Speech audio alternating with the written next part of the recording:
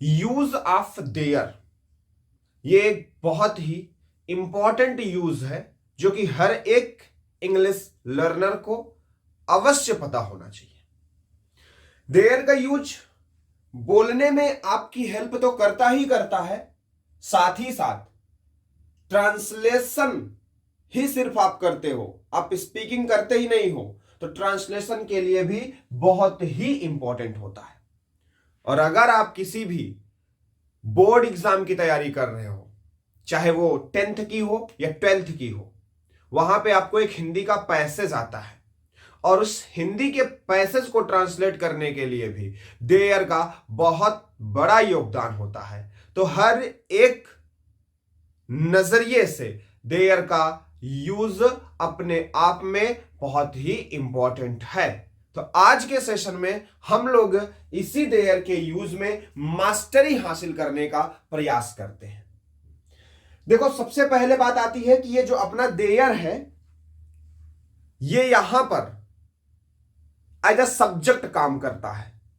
जब हम use of their की बात करते हैं, कैसे, इंट्रोडक्टरी के रूप में, तो ये एक सब्जेक्ट काम करता है। बट सबसे बड़ी प्रॉब्लम यही आती है कि हमको पता कैसे चलेगा कि ये देयर का यूज करना कब है ना। सबसे बड़ी प्रॉब्लम तो यही आती है। तो आपको एक बात हमेशा याद रखनी है, जब किसी चीज का कहीं पर होना पाया जाए, जब किसी चीज का कहीं पर होना पाया जाए, तो आपको देयर का यूज करना होगा। बस अगर इतना याद है, इतना समझ में आया, तो देयर का यूज खत्म।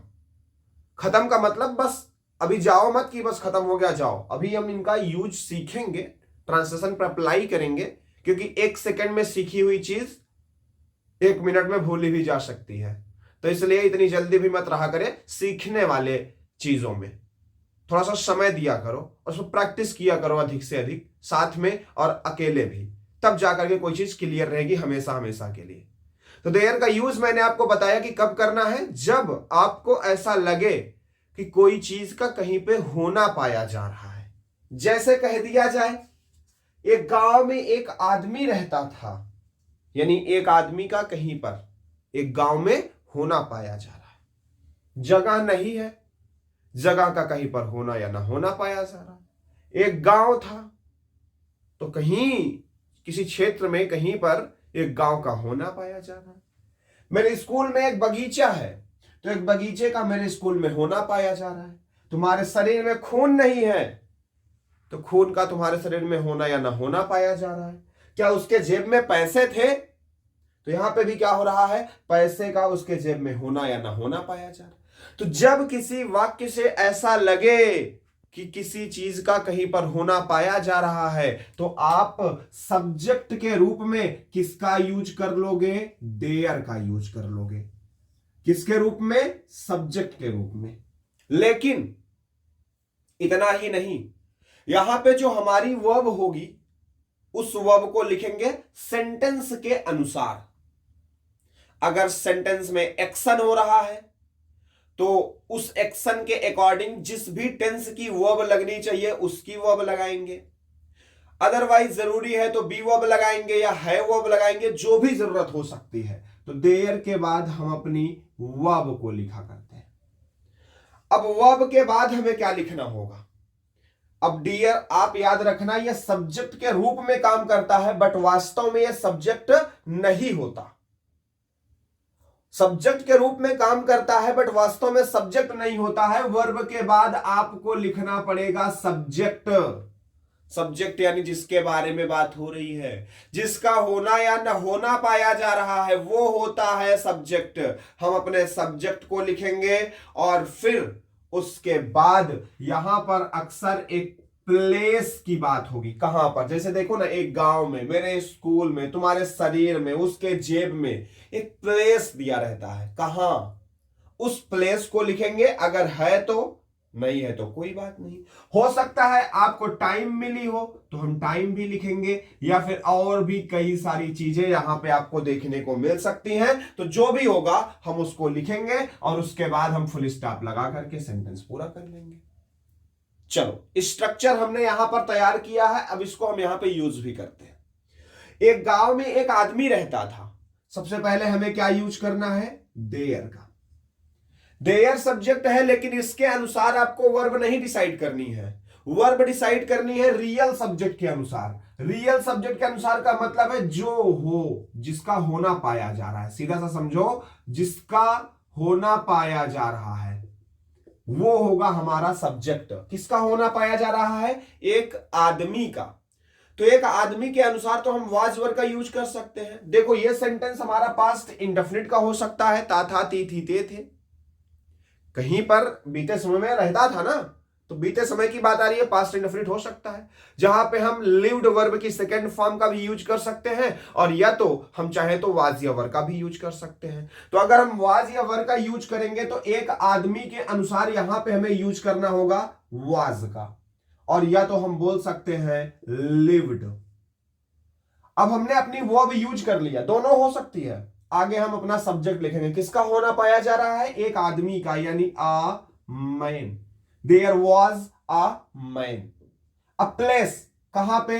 एक गांव में। एक गांव में का मतलब इन आ विलेज। इन आ विलेज है आसान। आगे टाइम नहीं है, नहीं लिखेंगे, और कुछ नहीं है, नहीं लिखेंगे, खत्म बात है, वहीं पे हमारा सेंटेंस समाप्त। मेरे स्कूल में एक बगीचा है।